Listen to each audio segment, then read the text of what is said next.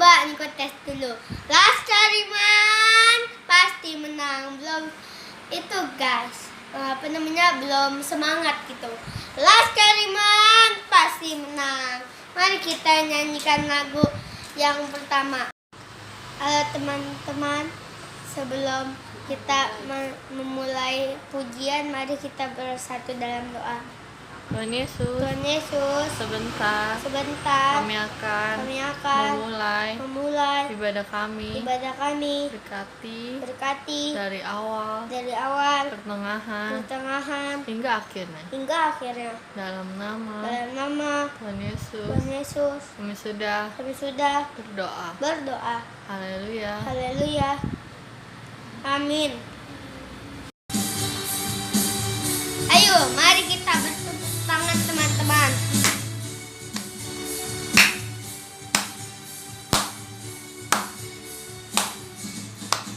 Dari terbit matahari sampai ada maksudnya, biarlah nama Tuhan dipuji. Terbit matahari sampai ada maksudnya, biarlah nama Tuhan dipuji. Puji Tuhan,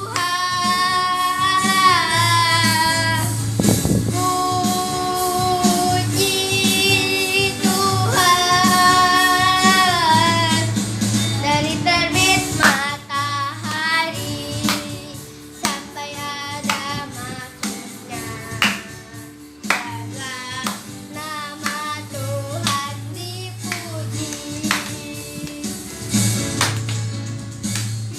Matahari sampai ada maksudnya, biarlah nama Tuhan dipuji.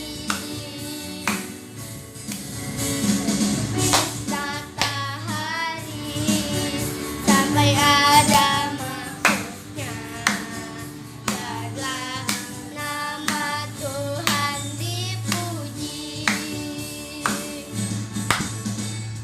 Puji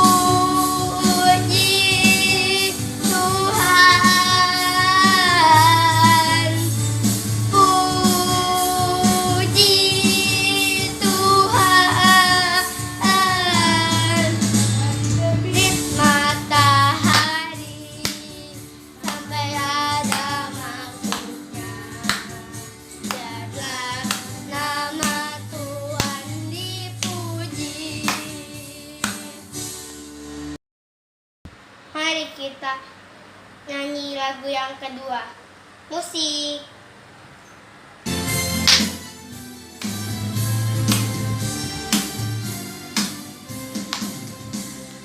Dengar dia panggil nama saya, dengar dia panggil namamu, dengar dia panggil nama saya, dengar dia panggil namamu, dengar dia panggil nama saya, dengar dia panggil namamu, dengar dia panggil nama saya, dengar dia panggil namamu.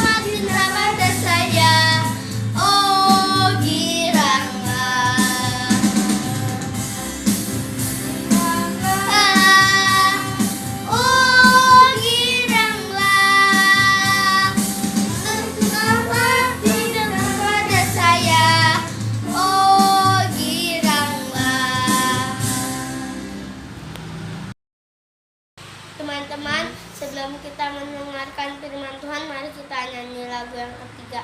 Musik.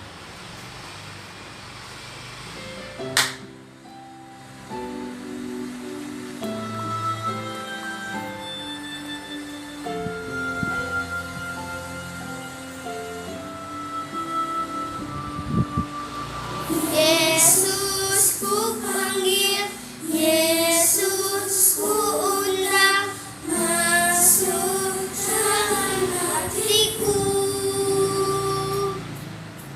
Yesus ku panggil, Yesus ku undang, masuk dalam hatiku. Memimpin, menuntun setiap langkah hidupku, sucikan, kuduskan semua dosaku. Yesus ku panggil, Yesus ku undang, masuk dalam hatiku. Yesus ku panggil, Yesus ku undang, masuk dalam hatiku. Memimpin, menuntun setiap langkah hidupku, sucikan, kuduskan semua dosaku.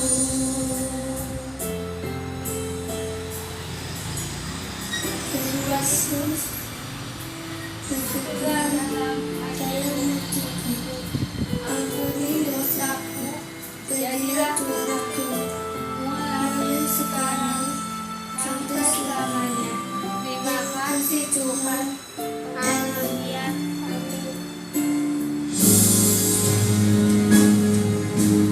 Yesus ku panggil, Yesus ku undang, masuk dalam hatiku.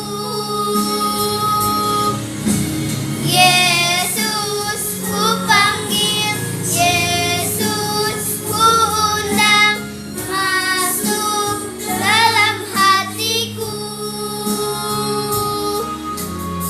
Masuk dalam hatiku.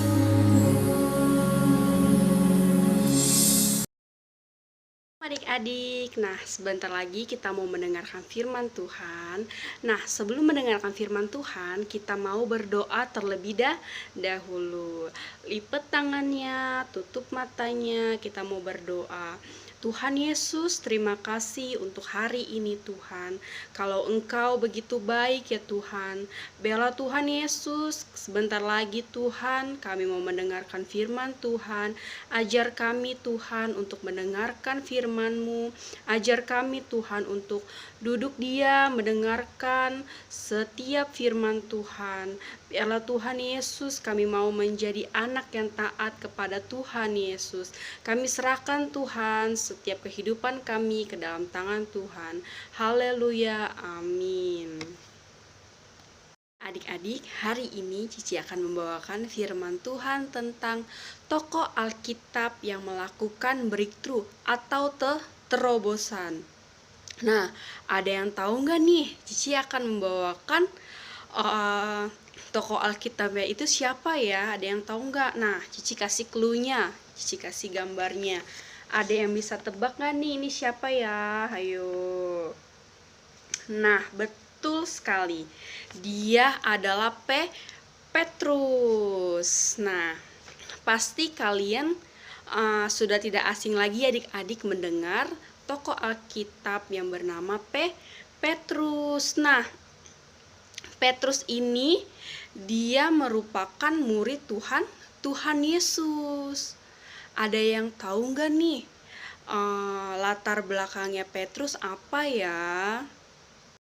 Nah adik-adik, latar belakang Petrus, dia ini merupakan murid Tuhan Yesus yang frontal.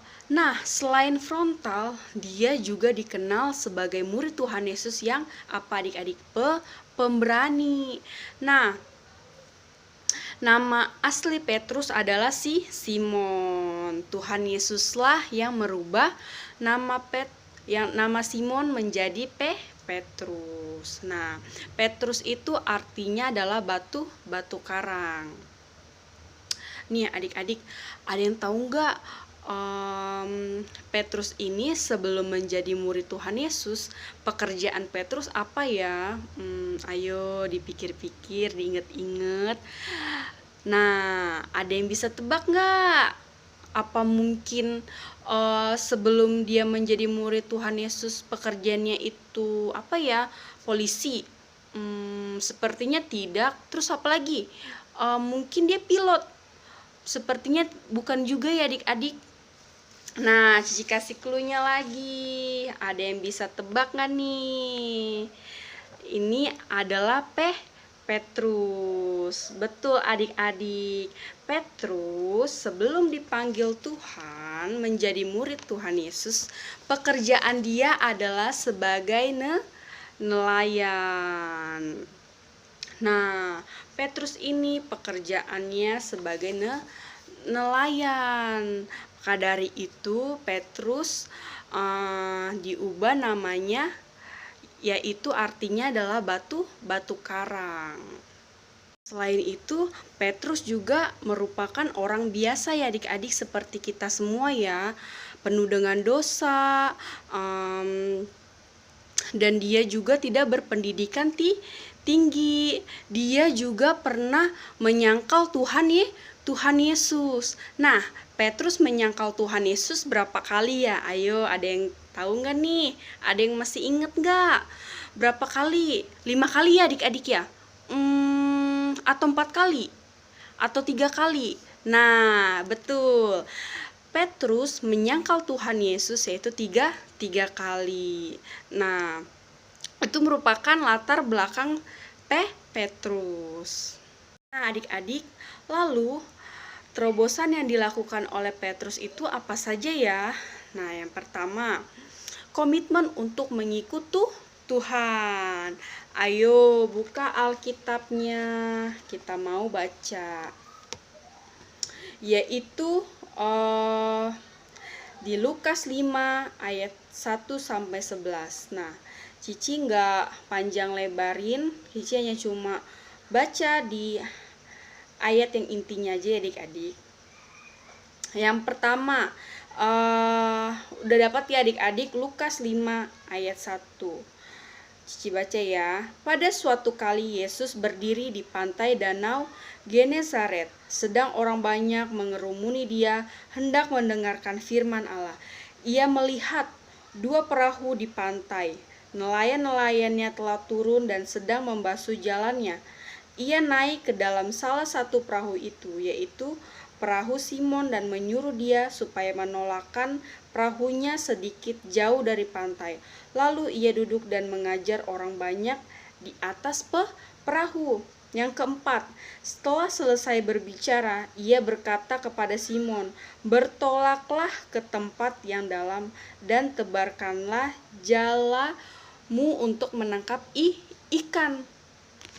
Nah, sepengalaman Petrus, dia ketika tahu Tuhan Yesus menyuruh Petrus, apa yang dilakukan oleh Petrus? Apakah dia menolak perintah Tuhan atau dia malah mengikutinya? Nah, adik-adik, di sini di ayat kelima dia menjawab, Simon menjawab, "Guru, telah sepanjang malam kami bekerja keras dan kami tidak menangkap apa-apa. Tetapi karena engkau menyuruhnya, aku akan menebarkan jala juga." Nah, apa yang terjadi adik-adik ketika Simon Petrus ini, dia menebarkan jala, apa yang terjadi? Apakah ikannya tetap tidak dapat atau malah dapat ikan banyak? Nah, inilah yang terjadi.